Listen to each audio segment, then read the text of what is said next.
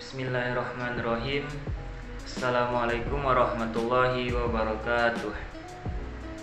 Nama saya Didi Faris Susanto, NIM 119108102110, kelas PGMI 6A, Fakultas Tarbiyah dan Keguruan, Universitas Islam Negeri Sultan Syarif Kasim Riau. Nah, di sini saya akan menjawab pertanyaan ujian tengah semester mata kuliah Strategi Pembelajaran IPS atau Ilmu Pengetahuan Sosial di MI ataupun SD. Baik, bismillahirrahmanirrahim. Soal nomor 1 adalah bagaimana cara merumuskan tujuan pembelajaran IPS di MI atau SD. Nah, dalam tujuan pembelajaran memuat proses dan hasil pembelajaran. Tujuan pembelajaran dikembangkan sesuai dengan KI atau kompetensi inti dan KD atau kompetensi dasar. Nah, ada 4 hal yang harus diperhatikan dalam menyusun tujuan pembelajaran. Yang pertama yaitu ada audiens. Dalam konteks kegiatan belajar mengajar, audiens yang dimaksud yaitu siswa. Dalam perumusan tujuan pembelajaran, audiens sangat penting diperhatikan, di mana siswa menjadi pusat atau subjek sekaligus objek dalam kegiatan pembelajaran. Yang kedua ada behavior. Dalam konteks kegiatan belajar mengajar, behavior merujuk pada tingkah laku atau aktivitas siswa dalam pembelajaran. Dalam perumusan tujuan pembelajaran, behavior atau aktivitas siswa ditulis menggunakan kata kerja operasional atau KKO. Misalnya memahami, membaca, menelaah, menuliskan, dan lain sebagainya. Kemudian yang ketiga ada condition.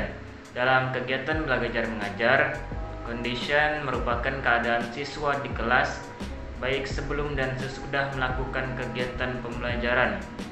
Perumusan condition yaitu dengan menjawab pertanyaan seperti aktivitas apa yang akan dilakukan siswa agar hasil yang diharapkan bisa diperoleh. Nah, itu. Kemudian yang keempat ada degree. Nah, degree ini membandingkan kondisi siswa antara sebelum kegiatan dan setelah kegiatan pembelajaran. Nah, jika hasilnya baik, maka tujuan pembelajaran itu berhasil. Nah, jika hasilnya tidak baik, maka tidak sesuai dengan tujuan pembelajaran. Baik, kemudian soal nomor 2 yaitu bagaimana langkah-langkah mengembangkan materi pembelajaran PS di MI atau SD. Nah, sebelum langkah-langkahnya ada hal yang harus diperhatikan dalam mengembangkan materi pembelajaran. Yang pertama yaitu ada potensi peserta didik. Yang kedua, relevansi dengan karakteristik daerahnya masing-masing. Kemudian tingkat perkembangan fisik, intelektual, emosional, sosial, dan spiritual peserta didik. Kemudian ada kebermanfaatan bagi peserta didik. Nah, terus ada keluasan materi pembelajaran, relevansi dengan kebutuhan peserta didik dan tuntutan lingkungan. Kemudian yang terakhir yaitu alokasi waktunya. Kemudian langkah-langkah mengembangkan materi pembelajaran.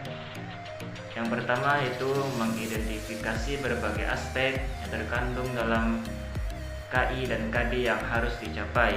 Kemudian mengidentifikasi jenis materi pembelajaran. Kemudian langkah selanjutnya yaitu menentukan pilihan terhadap alternatif materi pembelajaran yang lebih efektif dan relevan dengan KI dan KD. Kemudian yaitu langkah terakhir menentukan sumber dan media pendukung terhadap keberhasilan penyampaian materi pembelajaran khususnya pada mata pelajaran IPS, MI atau SD.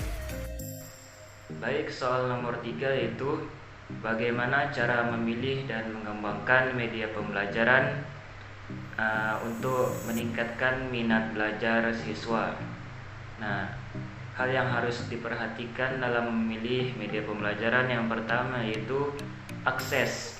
Artinya media yang diperlukan dapat tersedia, mudah, dan dapat dimanfaatkan siswa. Kemudian cost atau harga, artinya media yang akan dipilih atau digunakan, pembiayaannya dapat terjangkau atau dapat dijangkau. Kemudian 3, teknologi, artinya media yang akan digunakan, apakah teknologinya tersedia dan mudah menggunakannya. Kemudian yang keempat ada interactivity, artinya media yang akan dipilih dapat memunculkan komunikasi dua arah atau interaktivitas, sehingga siswa akan terlibat aktif baik secara fisik, intelektual, dan mental. Yang kelima ada organization, artinya dalam memilih media pembelajaran tersebut secara organisatoris mendapat dukungan dari pimpinan sekolah. Kemudian yang terakhir ada novelty, artinya media yang dipilih tersebut memiliki nilai kebaruan sehingga memiliki daya tarik bagi siswa yang belajar. Nah, keenam hal tersebut dapat disingkat dengan action atau akses, cost, teknologi, interactivity, organization, dan novelty. Kemudian soal nomor 4 yaitu bagaimana cara guru membuat pembelajaran menjadi aktif, inovatif, kreatif, efektif, dan menyenangkan. Nah, caranya itu dengan menggunakan model PAIKEM. Nah, PAIKEM di sini sama dengan artinya tadi, yaitu pembelajaran aktif, inovatif, kreatif, efektif, dan menyenangkan. Maksudnya adalah suatu model pembelajaran yang dirancang agar mengaktifkan anak, mengembangkan kreativitas, sehingga efektif namun tetap menyenangkan. Nah, langkah-langkahnya yang pertama, siswa terlibat dalam berbagai kegiatan yang mengembangkan pemahaman dan kemampuan mereka dengan penekanan belajar melalui berbuat. Kemudian langkah kedua yaitu guru menggunakan berbagai alat bantu dan cara membangkitkan semangat, termasuk menggunakan lingkungan sebagai sumber belajar untuk menjadikan pembelajaran menarik. Ketiga, guru mengatur kelas dengan memajang buku-buku dan bahan belajar yang lebih menarik dan menyediakan pojok baca. Kemudian langkah keempat itu guru menerapkan cara mengajar yang lebih kooperatif dan interaktif, termasuk cara belajar kelompok.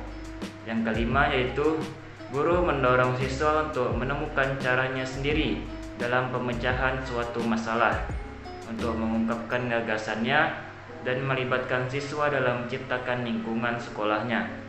Baik, itulah jawaban dari pertanyaan nomor 4. Kemudian soal nomor 5 yaitu bagaimana cara mengelola kelas yang siswanya dominan bermain dan tidak akur satu sama lain.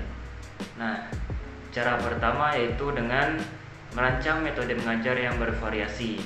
Nah, setiap siswa memiliki karakternya masing-masing. Hal ini menyebabkan setiap siswa tidak dapat ditangani dengan cara yang sama. Supaya semua karakter dan keunikan siswa dalam belajar dapat terfasilitasi, guru harus merancang metode mengajar yang beragam. Misalnya metode mengajar menggunakan diskusi. Mungkin di kelas A siswa dapat belajar dengan baik dengan metode ini, tetapi di kelas lain belum tentu metode ini sesuai. Oleh karena itu, guru harus siap sedia alternatif untuk mengatasi kondisi seperti ini. Kemudian cara yang kedua itu dengan cara mengatasi kelas yang gaduh. Salah satunya yaitu dengan menyelipkan candaan saat kamu mengajar.